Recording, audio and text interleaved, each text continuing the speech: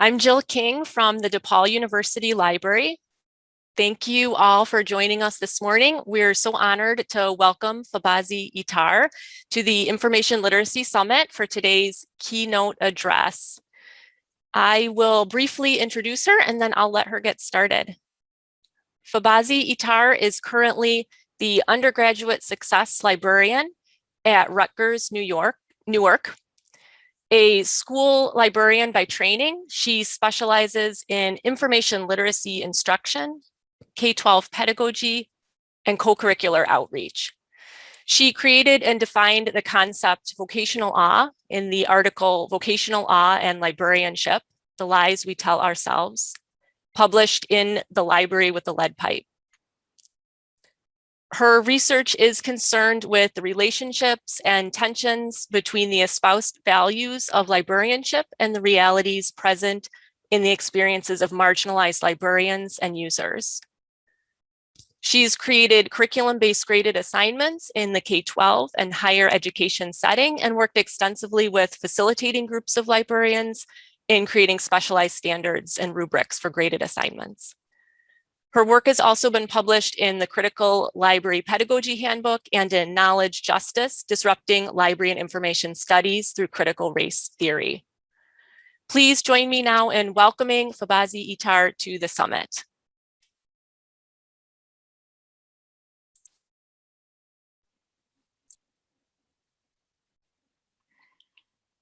Good morning, everyone. Thank you all for being here, especially so early in the morning. Well, I guess it's 9:30 here in Chicago, but I'm not a morning person and it's Friday, so it might as well be 6 a.m. for how it feels towards me. So again, thank you all so much for joining me here on a Friday morning, and thank you for the introduction. Thank you, Tish. Thank you, all of the organizers who made this conference possible.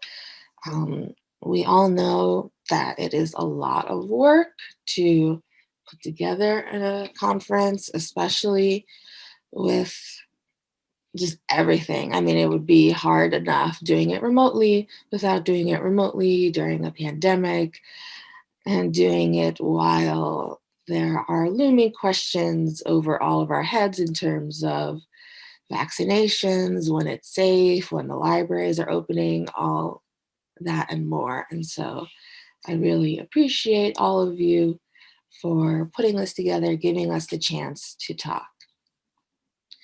And so the presentation, sorry, I guess I should have asked this earlier.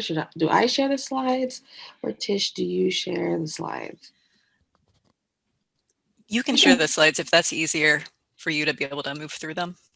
Okay. All right, so I will share my screen.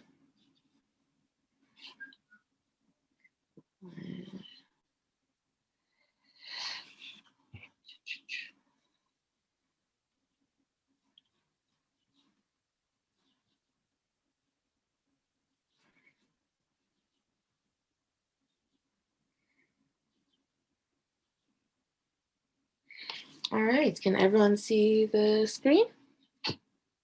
Looks great. All right, thank you. So my title of my presentation is Vocational Awe, Resilience, and the Instructor. So here are some of the places that you can find me. Again, my name is Fobazi Ettarh. I'm always on Twitter. My website is there for more long form texts and blog posts. And finally, if for some reason we don't get to your question in the Q&A, or if you just have follow-up things that you would like to ask or share with me, please feel free to email me at my email address. This was new, and so it was only announced, I think, last week or perhaps the week before, but I will be starting my PhD program at the University of Illinois, Urbana-Champaign at their iSchool come fall semester. And so I am here in Illinois to stay for at least the foreseeable future. And so it's great to be a part of this community and to be hopefully sharing my scholarship with libraries for many years to come. And so, before we begin, obviously, as we start to talk about vocational awe, as we start to talk about resilience, as we start to talk about all of the pandemic, all of these things, it can definitely cause discomfort. I ask that you embrace it. Discomfort means that we're all learning something. Just like growing pains, right? Discomfort means that what is happening is progress. And so I'd ask you all to embrace whatever the emotion is rather than potentially stopping that growth, stopping that progress by rejecting it. Which leads me to my next rule, as it were, which are feelings are great, but actions are better. So, as I said, discomfort is a very common reaction to conversations around vocational awe. Vocational awe especially underpins the structure, the very core of librarianship. And so as we start to dismantle it, it can feel like the world is coming down around you.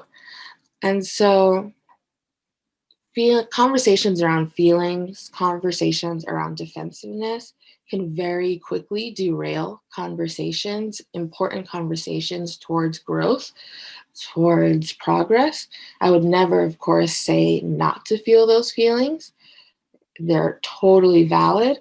What I would ask is that you try and take a step back from the feelings and think about what are the actionable items that you can create to move the feelings towards a more constructive conversation.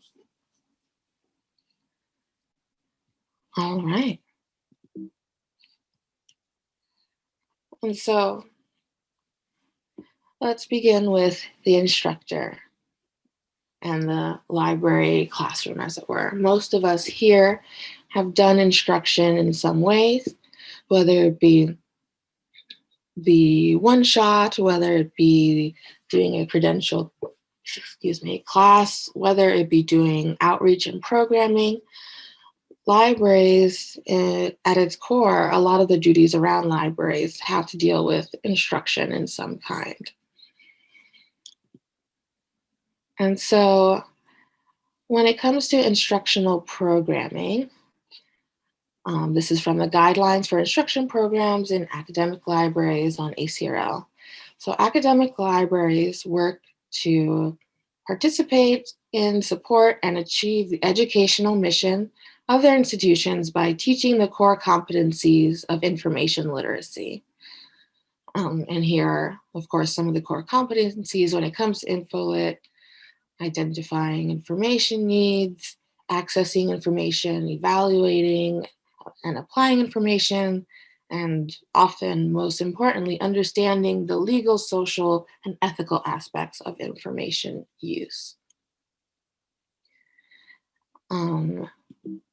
And so while not all of us here may work at academic libraries, I would surely agree that the public library does similar work, right? We are trying to participate and achieve education of our communities through using these core competencies of information literacy.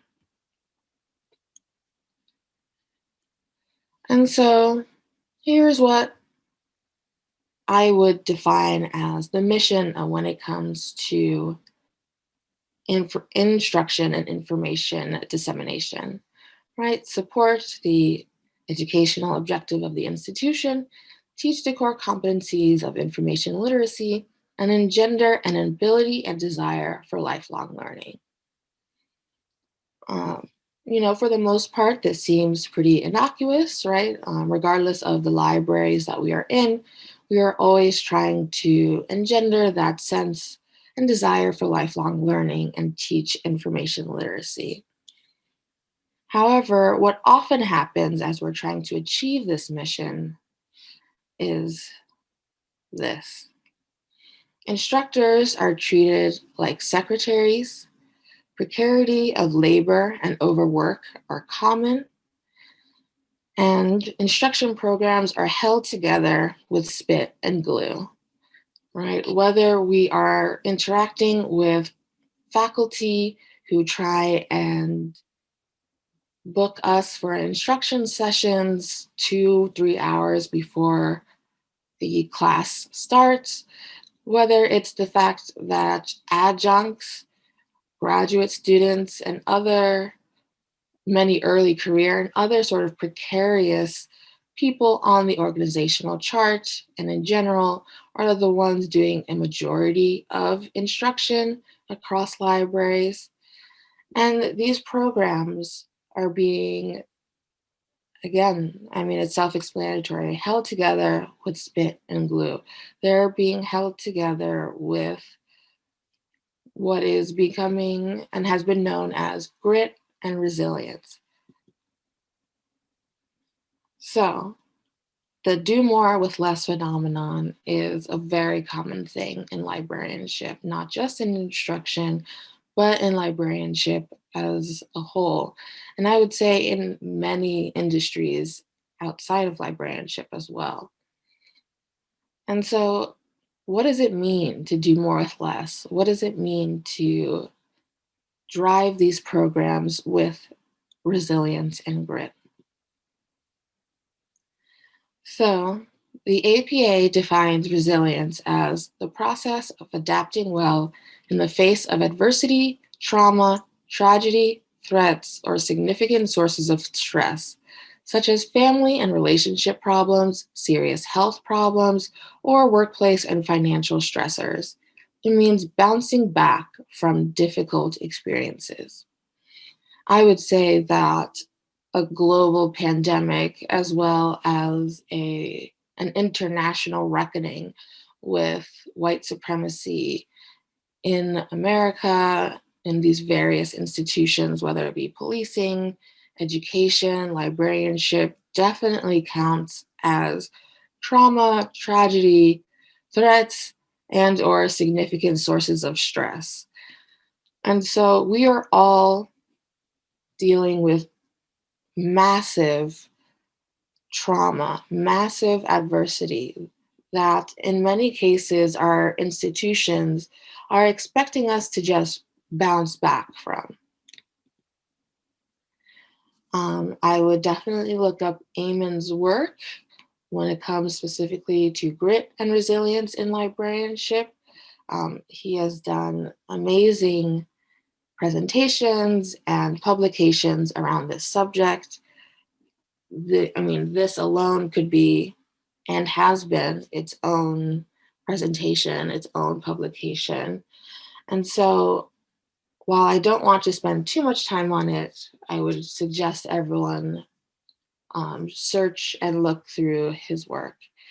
And so when we're talking about grit and resilience, especially when it comes to libraries and librarianship, we're focusing on a deficit model of education. Any failure that happens is due to internal deficits, which affects students and instructors, right? So when a class doesn't go well, it's not according to the deficit model of education. It is because the students in some ways have failed, whether they are seen as not smart enough, not experienced enough, not whatever enough. And also the instructors are seen as the reason for failures, whether it be they didn't teach the concept enough, they didn't scaffold enough, they didn't explain well enough, whatever it might be. And so using this deficit model of education, Having a growth mindset is also seen as vital to successful instruction, whether it be the actual classroom experience or at the programmatic level. And so what does this growth mindset mean? It means that even though there is a deficit, which of course, as we've mentioned, is due to interpersonal failures, you can have this growth mindset and through that become better. The growth mindset is focused again on the individual, on the interpersonal. Any failure or achievement that happens is through the interpersonal lens, it's through the local lens. Any growth that happens is due to growth mindset rather than the actual people involved in instruction. And so, what are the problems with grit and resilience? Well, any and all problems are caused through interpersonal interactions. It ignores systemic inequality and injustices, and the burden always falls on those who are most marginalized, whether it be the adjunct who is working 5 workloads on 20, 30,000 a year, whether it is the marginalized student who throughout the K-12 experience didn't have the strong basis of knowledge and privilege that their wealthier, whiter counterparts had. And it falls on library instructors who oftentimes, if we're talking about the academic sense, may or may not be considered faculty. Even if they are considered faculty, are definitely not considered as prestigious, as academically rigorous, as whatever it might be.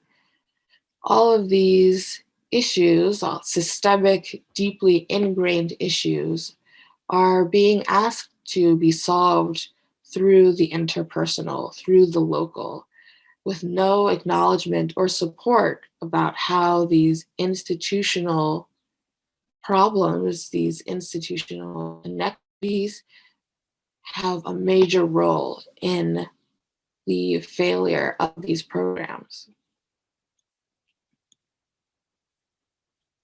And so what makes it worse, especially in librarianship, is vocational awe. Is librarianship an occupation or a vocation? Usually, these two words would be considered synonyms of each other.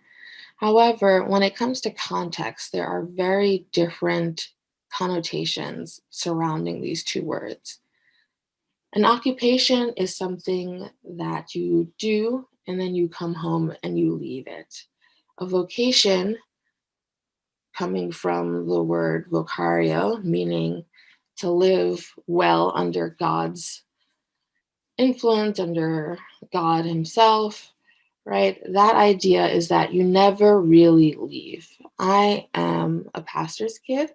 There's usually at least one in the chat. So hello, fellow PK.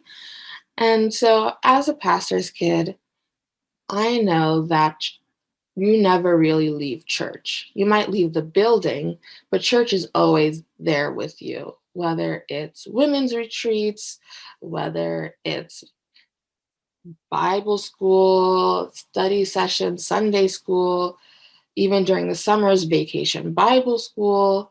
In middle school and high school, I was on Bible quiz, which is basically Jeopardy, but for the Bible, which I know is incredibly nerdy. But it was just, again, that sort of norm that everything in your life revolves around the church, revolves around religion and Christianity.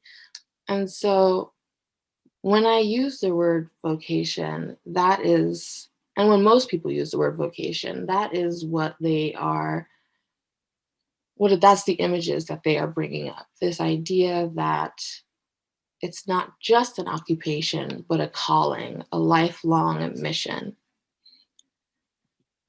And so when I speak about vocational awe, the definition is describing the set of ideas, values, and assumptions that librarians have about themselves and the profession that result in notions that libraries as institutions are inherently good and sacred and therefore beyond critique.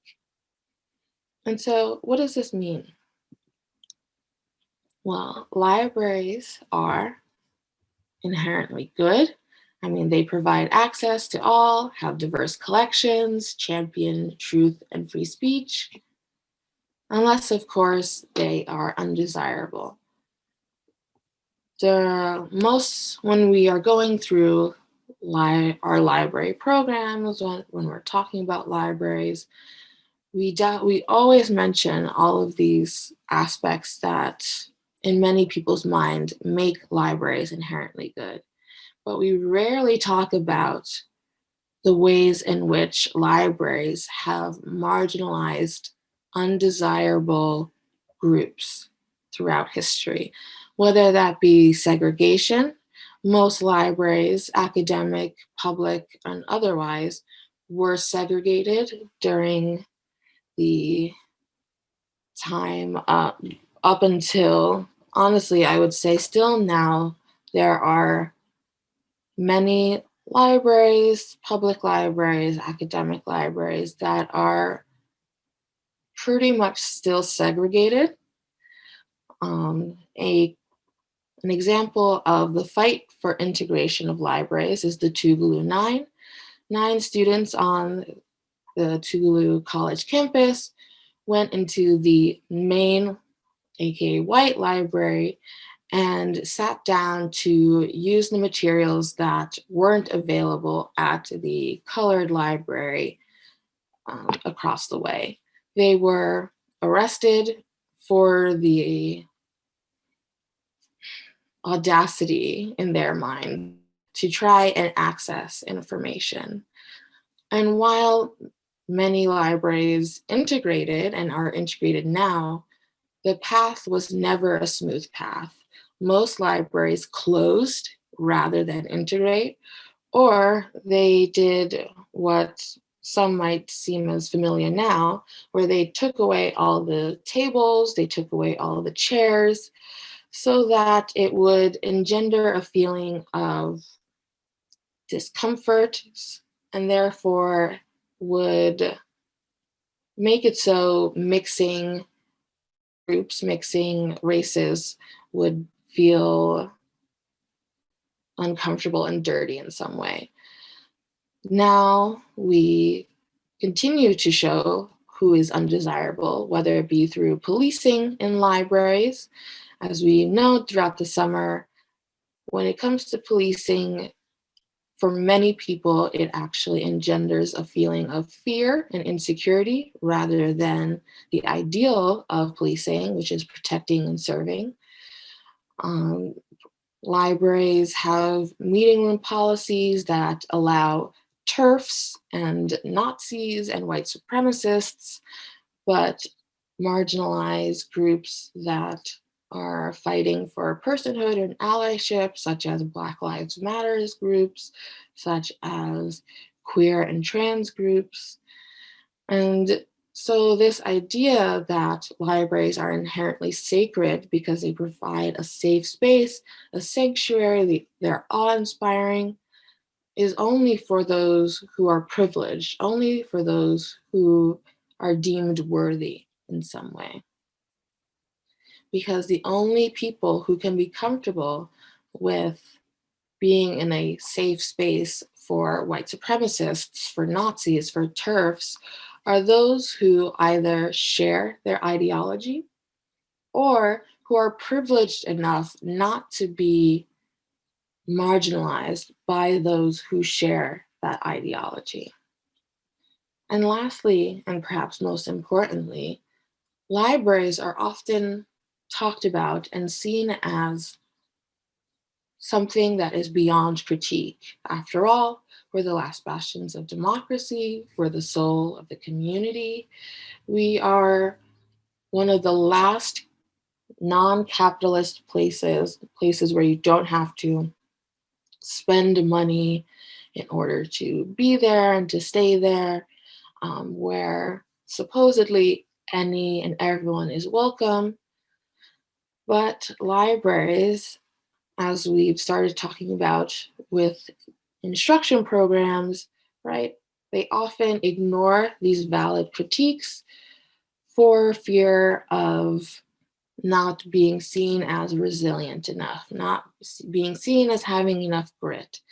And any true democratic institution would never actually suppress valid critiques, would never actually uphold white supremacy, or at the very least ignore how white supremacy and the way that it is entwined with institutions exists. It wouldn't ignore these inequities, these inequalities, all of the things that we have started to mention throughout this presentation.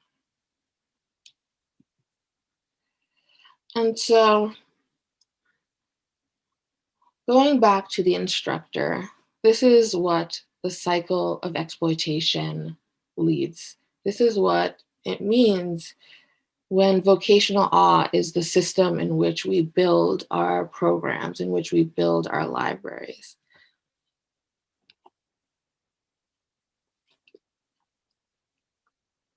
It starts off with recruitment. A worker, a passionate worker, is hired by the library. Then they are put through many types of abuse and low morale experiences. Katrina Kendrick Davis talks a lot about what these low morale experiences are and how it leads to abuse. I would definitely check out her work to learn more about the specifics. But as it is, right, these instructors, these library workers, these grad students, the adjuncts, right, they're put through abuse over and over and over again. And of course, vocational awe means that instead of having support for this abuse, it is buried because any critique can't actually be discussed or talked about, right? And so because of this lack of support, because of this lack of acknowledgement even for the abuse, for these low morale experiences, the library worker burns out and then they leave. And then the cycle will start again, whether it be the fact that another passionate worker is recruited to the library, or even that they don't replace that worker who has left, and all of the work is then shuffled onto the remaining people, which of course adds to the abuse that they are going through. And so the cycle just continues on and on and on. Of course, all of that was hard enough without a pandemic. For the past year and some change now, we have been dealing with an frankly unprecedented change to our way of life. Libraries have had to shut down. Of course, in many ways, it took actual advocacy from library workers, library unions, state representatives in order to actually shut the libraries down. And since then, there's been this digital pivot to online spaces. It's partly what brought us here today. Rather than being in person, we are all in our own separate spaces, own separate homes, listening to this keynote, this conversation. And while in some ways this has led to a lot of good things, the fact that there are live captioning for this video, for example, something that was a rarity before. The idea that accessibility doesn't actually mean that someone is lazy or someone isn't actually doing work. But in many ways, this pandemic has shown just how far libraries are willing to go to exploit their workers, to abuse their workers. When I first started talking about vocational awe, it was around the conversation around Narcan. The idea that library workers shouldn't have the burden of saving people's lives, especially with the little training that we would receive and the lack of support that we would receive for our own trauma afterward. I wish, of course, that a pandemic wasn't such a proof of concept to the extremes that libraries would go to exploit their workers, but we see that the other side is also true. Just like library workers are being expected to save other people's lives on top of all of the other duties that we have taken through the underfunding of social services, we are now expected to lay our own lives on the line for the library.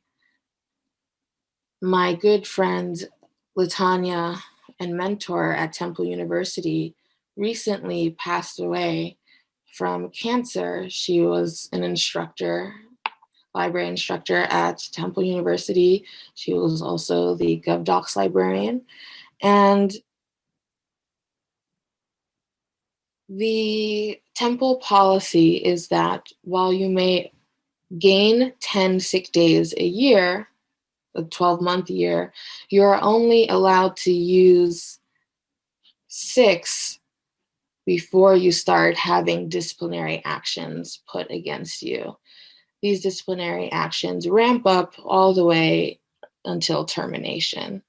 As someone going through chemo, the expectation, going back to resilience and grit, right, was to bounce back, to literally come into the building after chemo, because library work and the customer service aspect, right, being a part of the community, helping the students, was seen as more important than her health and well-being. While this may seem an extreme example, throughout the pandemic, we have seen over and over again how library workers and librarians are meant to put their own health and well-being aside for the good of the library and are not supposed to critique the horrors and trauma that we are all being put through.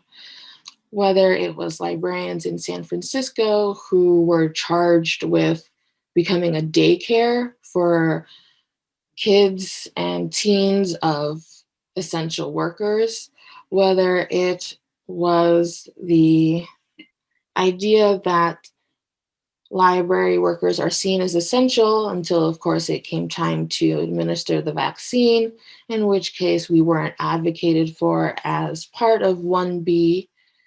All of these trauma, all of these systems of oppression against the worker is supposed to be ignored, is supposed to be bounced back from, is supposed to be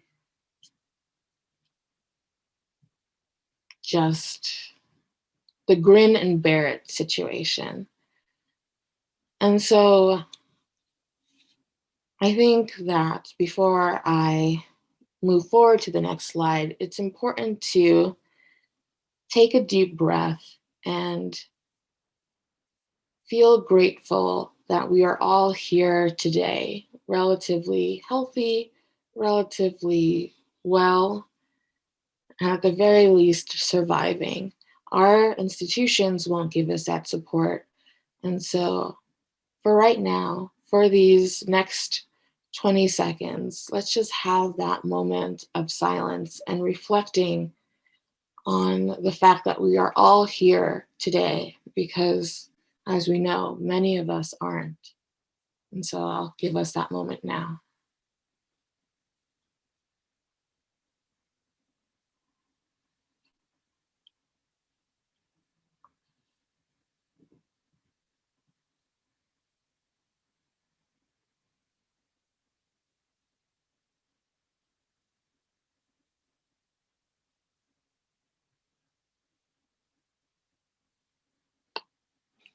Thank you. And so, this is the cost of our service. Exploitation, abuse, death. The fact that death is not seen anymore as a horrifying extreme for what it costs to be a library worker is honestly inhumane, it's unethical. And as we, as workers, try and continue to have grit, continue to have resilience, our institutions are moving full speed ahead towards going back to normal and all that that means. All of the inequity when it comes to access, all of the do more with less framework, all of the ways that accessibility has actually been prioritized throughout this pandemic is very quickly being rolled back.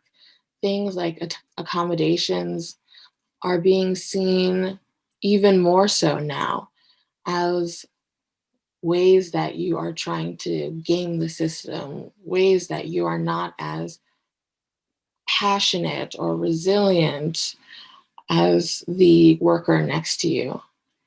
And so what is it that we can do, right? What actually comes next? We know what the institutions want.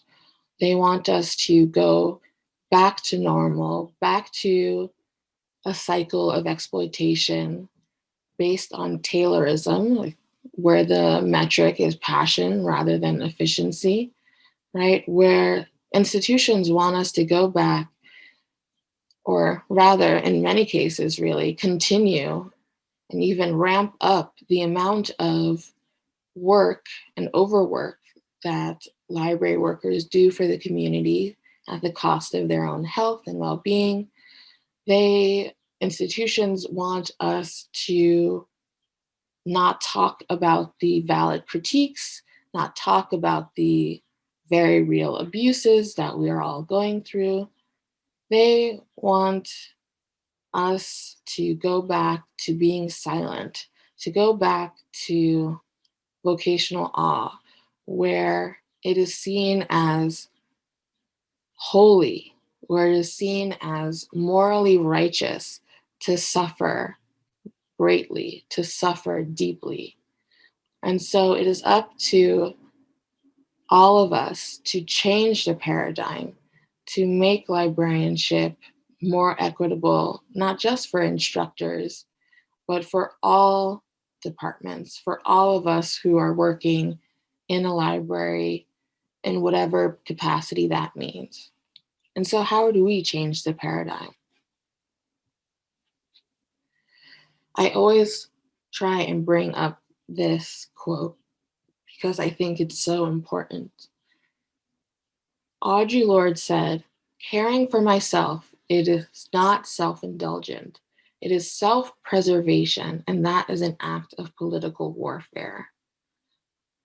Self-care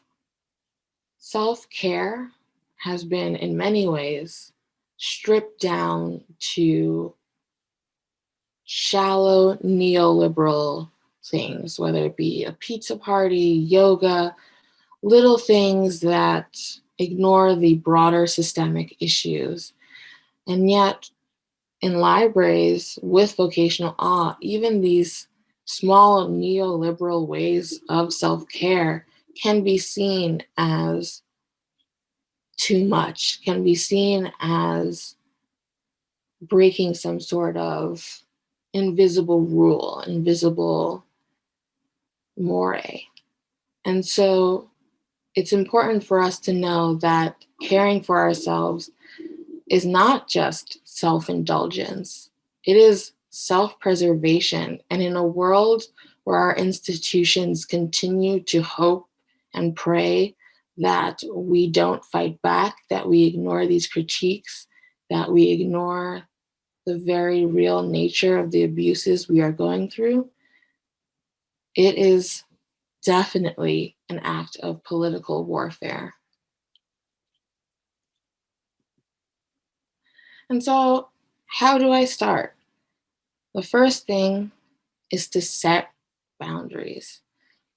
In a digital space, it can be even harder to set those boundaries between work and life. As important as those job duties can seem, they can wait.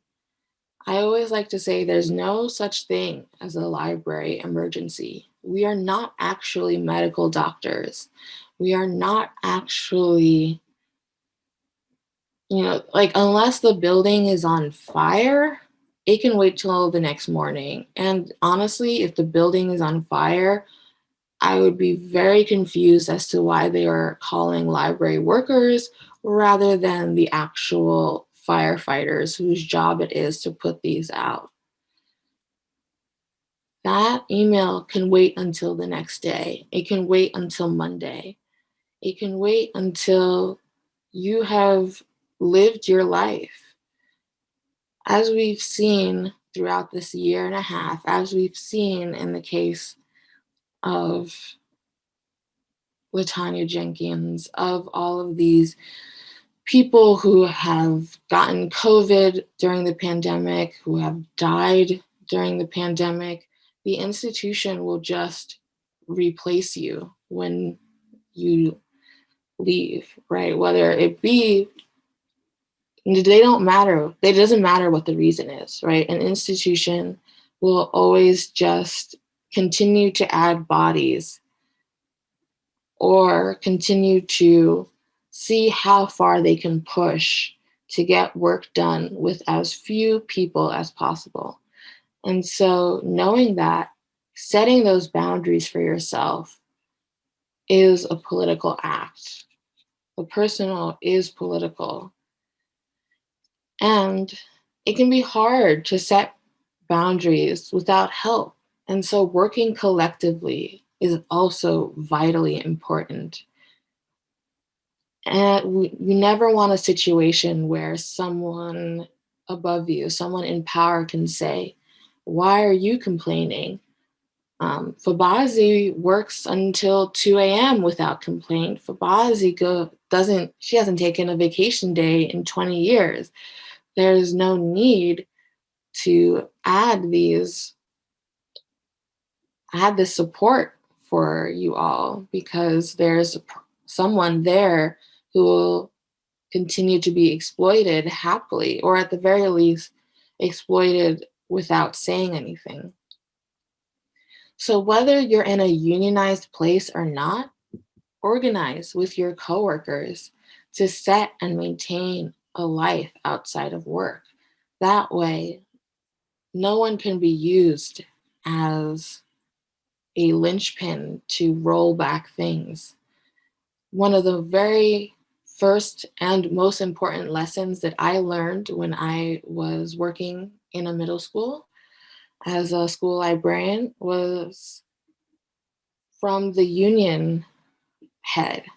She said to me, always take your full lunch break, even if you have work to do, even if it seems like a crisis is happening, always take your full lunch break, because then when union negotiations come around, if enough people have worked through their lunch, have worked through their prep periods, they have a legitimate reason to try and take away that lunch, try and take away that prep period.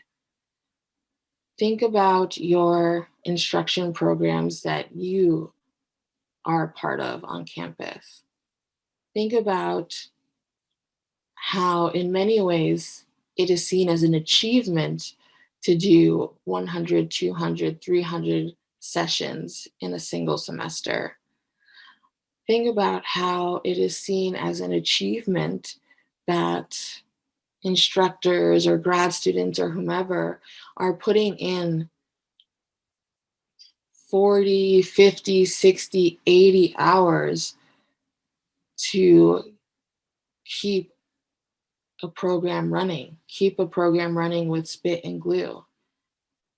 You might be in a right to work state, and that can make it very scary to organize. But remember that you're organizing not just for yourself, but for your colleagues who are there with you, for the people who are coming after you.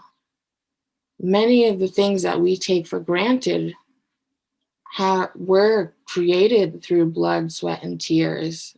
The fact that a minimum wage was even created in the first place was seen as some sort of horrifying socialist endeavor. As many of us often say about libraries are seen as this incredibly radical social endeavor. And so we have to continue to move forward, never go back, always work collectively to set those boundaries and move forward. And so it's always great to remind ourselves of these things. I love myself too much to accept a lack of work-life balance. I love myself too much to allow my job to become my whole identity. I love myself too much to tolerate job creep.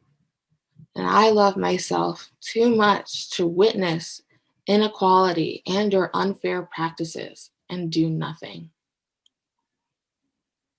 Thank you all so much. I'll start to take questions now. Again, you can find me on Twitter, on my website, and or you can email me. Thank you.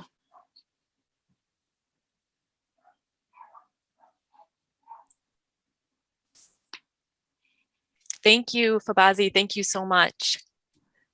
There's a ton of applause and thank yous and kudos flying through the chat right now. I completely agree with comments that this was a really powerful and thoughtful talk. Thanks so much for sharing your work with us. We have about 15 minutes for questions and discussion, and we do have some questions coming in. So if you have a question, please go ahead and enter it into the Q&A section, and we will see what we can get to. So let me take a look. There's a comment that I'll share to start off. Regarding the policies for sick leave that lead to termination, there are other people in administration at institutions with supportive leave policies who have used family leave as a way to seek termination cause against workers. Where policies around the Family Medical Leave Act, FMLA, are not specified for those with exempt and faculty status, it's imperative to understand how those policies are administered, in fact. This was an exploitation by the employer. Yes, it certainly was. Again, institutions understand that things like overwork and job creep and a lack of work-life balance can make it very difficult to advocate for yourself. Even as you're being exploited, if you have no time, no energy, no support to actually advocate, not only can it continue, but it can get worse. And so that's why collective work, collective advocacy is so important. Thank you. Another question, how does someone who is a solo librarian set boundaries and work collectively? It can feel so overwhelming if one is seemingly on their own, covering instruction for a discipline or even an entire library without support. Yes, this is definitely a question that I get a lot, and I totally understand how that burden can feel. I was a solo librarian, as most school librarians are solo librarians. And so I have had experience having to set boundaries for myself without anyone else to work with. And so to that question, I say, again, there are little things you can do that you can start with when it comes to setting those boundaries for yourself. I always like to give the example about putting in your email signature that my workday may not be your workday, and I understand that. However, I will only answer emails during my workday. And so what this again means is that you are pushing back against the idea that you are available 24/7 at any given point. Again, there's no such thing as a library emergency, though it can definitely feel that way. And when it comes to community, it doesn't necessarily have to be those with your job title. It can be, say, the teachers if you are in a school library, if you're in an academic library, or in a reading room where it is just you. Talking to community outside of the building can also be a way to build coalition. Other departments on campus, other library workers in just the global space. Conversations like this, look at the people in the chat who are with you, right? There's over 200 participants in this keynote right now. They are also your people that you can build coalition with. They are the people that you can gain data from and say, oh, well, in this comparable library with the same amount of students, the same amount of whatever, they are doing it this way, and look how they are still achieving, or whatever the case might be. Building those conversations with other people who may not have your same job title, or those who may have your job title but are in different states, different communities, can help you build that coalition.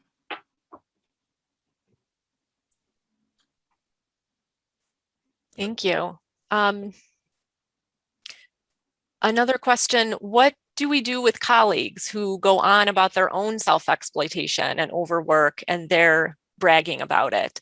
It's clear that burnout is on its way, but when trying to engage from a peer position or a managerial position, the person insists it is okay. How do we help others see the overwork they're self-selecting and then perpetuating as an expectation on their part?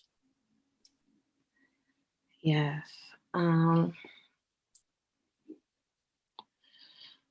I think that transparency is really important, as well as speaking out. Again, vocational awe has been the accepted norm in libraries for decades.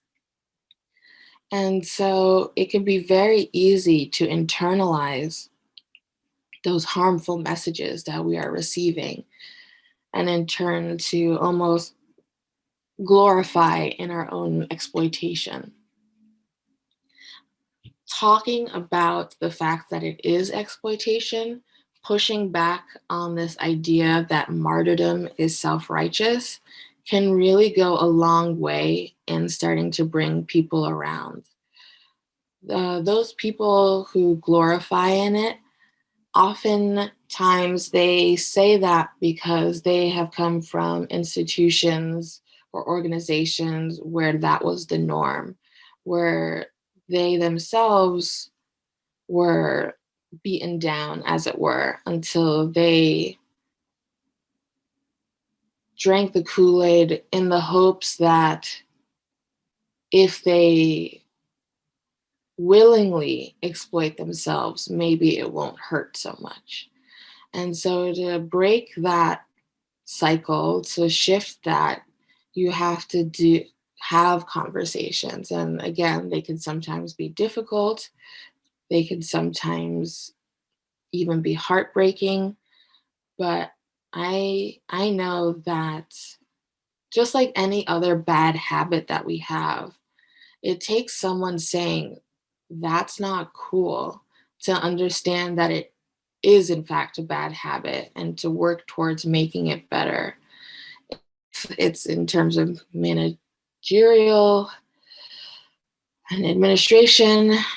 Sometimes having data can help to transform the conversation, because it can be very easy for administrators, for managers to dismiss conversations like that as workplace griping.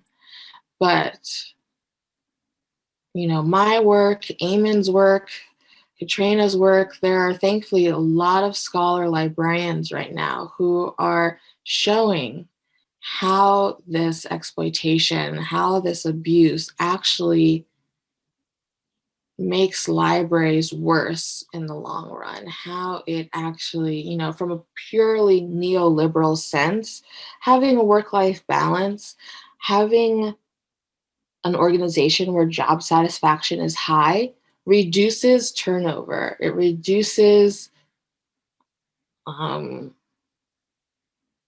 the culture of fear, and therefore it increases job satisfaction and increases retention.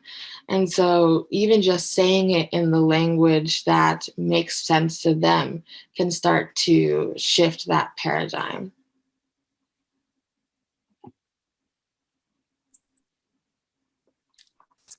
Thank you. I want to make sure this one gets asked too. How do you plan to set boundaries and maintain work-life balance while in your grad program? I'm an MLS student now, and I find it so much harder to set those boundaries than when I was working full-time.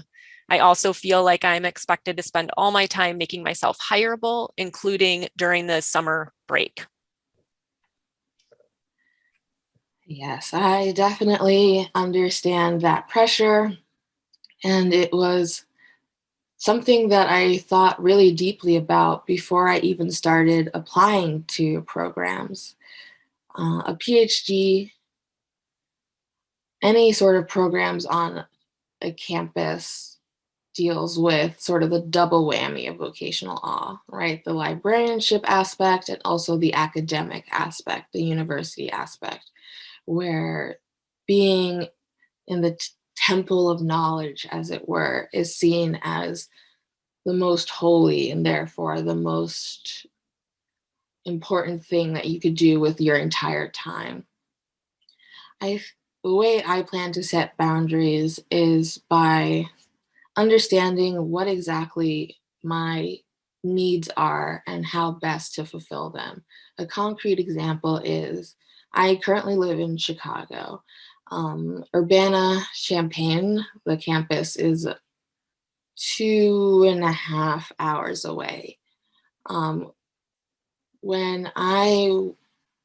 Many people would consider that commutable. I am disabled, I have sickle cell, and I know that in the long term, it's more important for me to take away any added stressors of my life, to focus on my work, than to save money. And so I will be, looking for a place on or near campus so that I don't have to do that commute every day or every other day, whatever it might be. And so it's a simple way to think about it is just to write down all of the things that are most necessary for your own mental and physical health, and then write the obligations that you have for your program. And then looking at that chart, think about ways that you can incorporate mental and physical wellness into your life while still finishing or completing the program. Whether it is, again, taking your email app off your phone, whether it is asking for extensions on papers. Of course, not all faculty will be as amenable to certain things, but taking those chances where you can to increase the space between you and the program is really important, and I will be definitely following my own advice as I start my program. Thank you. I think we have time for one more question. Do you have thoughts for this particular audience of librarian teachers? Students can invoke the rhetoric of vocational awe and insist on availability of librarians to help me at all hours. Have you seen strategies for the syllabus, et cetera, to help coach students on instructor boundaries? Yes, my wife is a professor at University of Illinois, Chicago, in the comm department. And what she will do is she will, put it in her syllabus ways that they can contact her, but also, creating shared, spending usually that first day of class, right, is just to talk about the syllabus, and is usually a shorter class period. But just like how I did with this presentation, as instructors, you can take time in the beginning of your lesson to set ground rules, to set expectations for the classroom, saying, whatever the rule might be, whether it is, I am here for you as students during my office hours, during the class times, and up until 8 p.m. such and such nights. But afterwards, anything will have to wait until the next day. Again, I think transparency about any sort of decision making, any sort of processes that lead to benchmarks for success can help with setting those boundaries. It is very, students oftentimes will wait until 11 p.m. for a midnight deadline to be like, oh my gosh, nothing's working. And as instructors, we know that that's a commonality. And so it can feel like, oh, we should stay up until midnight to make sure that there isn't anything going wrong with Blackboard or Sakai or whatever it might be. And by setting those boundaries again ahead of time, and also by repeating, that the fact that these boundaries are there, students will know that, again, their emergency doesn't make it your problem. If it is an emergency such as medical or wealth and wellness, why can I not? Health and wellness, yikes, Friday, as I said, then you work with those students to create extensions or whatever it might be. But it also reinforces the fact that you too are a human with personhood, with problems, with life issues, and that you can't be their lifeline 24/7.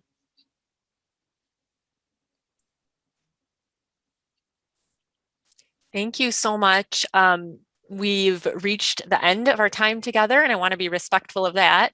Fobazi, thank you again for your talk this morning and for engaging with us in this Q&A session. It's been such a pleasure to talk with you.